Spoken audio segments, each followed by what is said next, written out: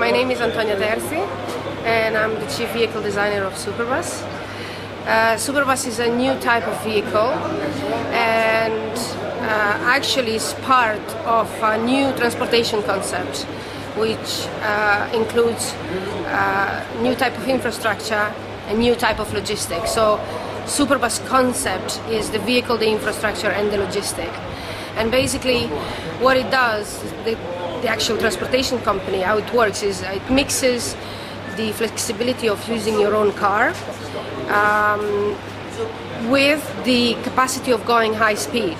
So basically a typical journey would be that you call Superbus and you say, I want to be picked up at this time in this location and I want to go to that other location, and Superbus will come and pick you up. Normally it's for kind of long distances, like 200, 100, 200 kilometers. So as I mentioned, it will come and pick you up, say in the city center, wherever you are. It'll drive onto the highway and then onto the dedicated infrastructure for Superbus, where only Superbuses are running, and they are running at 250 kilometers per hour. It's fully electric. It has 4 electric motors. They are attached at the back to the to 4-rear wheels, and it's powered by a battery pack which sits actually in the middle of the 2 rear axles, and it's totally silent when it drives. So what's the range of it then? Well, it depends on the battery pack that you use. We came here just for we're very happy to be here, but we came here not to do long run testing. We came here to go to the UITP and then to demonstrate that is running. So we brought with us the lead acid battery, which is the old technology. So energy content is not very high. What could be the range? But the target range is 200 kilometers, and that we will achieve with a battery pack that we have in Holland. We're actually assembling it now, and that is lithium-ion technology. When you finish, when you get to the range, basically, and the batteries need to be recharged, you don't recharge them on board, so you don't have to stop the vehicle.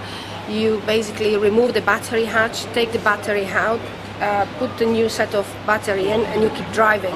So it's like going to a fuel station, basically. Yeah. This is all carbon fiber epoxy, and it's a monocoque structure.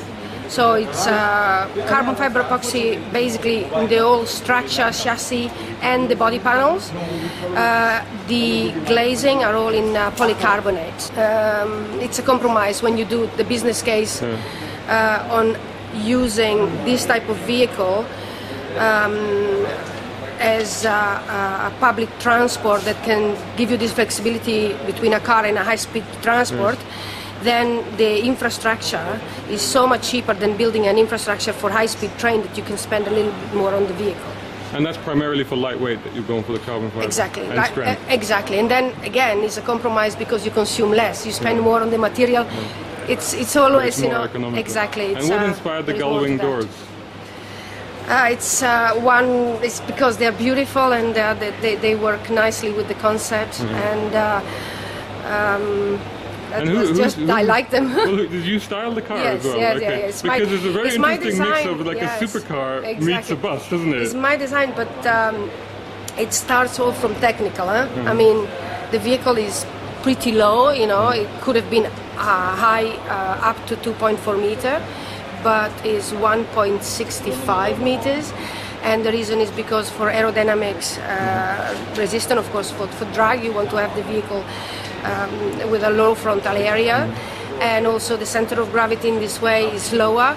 And I went on and on like this, trying to think what was the best way to make it technically efficient and lightweight and so forth. And that's the design that has ended up. And of course, there are some things that are done like just for the design, like the door. We could make other type of doors, or the type of seat. We could make it different, but most of the parts on the vehicle are defined by technical reasons. It just that then it ends up to be beautiful, but it comes from technical. We have rear wheel steering, steer by wire. So basically we have the 2 rear axle, one of the main and the other one is the slave, that are basically through cylinders turning at a certain angle based on the angle of the front steering wheel, and they do it in order to achieve, through a program of course, in order to achieve turning diameter of 24 meters, radius of 12, however you want to quote it. So, and the future plans, when can we expect to see these running around, I hope not soon. only here, but anywhere in the world? I hope soon. This is just the first prototype, so of course when you go through the design of the prototype there are some things we would like to change in order to even further optimize it, but I'm very happy with the result of the first prototype, and then we'll see. Best of luck with that. Thank you. Remember, you know, that you have 15 meters behind you, and you forget that you have to remind yourself. I know. Yeah. When you go there, and it's very, very quiet. Oh yeah, that's. If you had the experience of a golf car, but about maybe 40 of them together, you know, I think it would be easier for the guys who are in the airport that carry this luggage, so they have like a train of small electric cars. I know, yeah, that's true. But definitely it's the high spec of the car of this bus is incredible. But how far they will go, that's also amazing. I see, because you know you have to with the new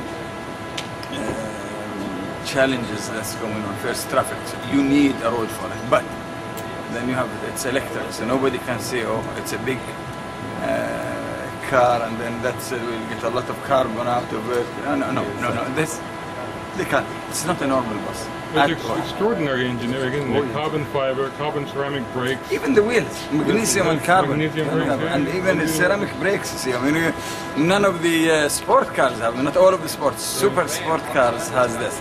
So a lot of thought, a lot of money, a lot of time has been spent. Now it has to be translated into reality and production, you see. I think in Europe it will work, because see, designating roads for it, it's also about culture.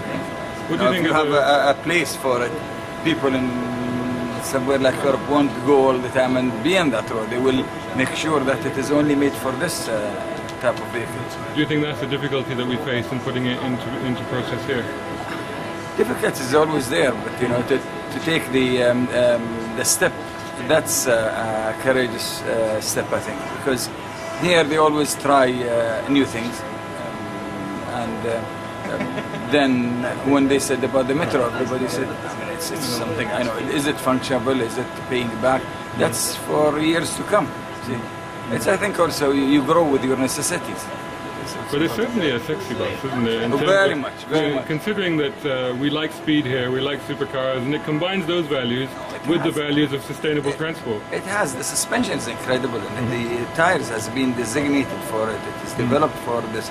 You know, it's not easy just to go from the market and just out of the shelf and take something. No, I mean these tires, and you have corner weights. Okay, you have heavy but not high speed. This is. It takes the weight, but it has to be high speed, because they are building it to go 250 kilometers, and then the electric cars is the way to go now, and we have the same issue with the Formula One. Is it going to work on that? No, even with this smaller engine, you see, we have a problem in voting for it or against it. But the electric, a lot of the companies, I mean, even like Nissan now, their main object is what? Batteries. And they have the biggest, I think, production they have is for batteries.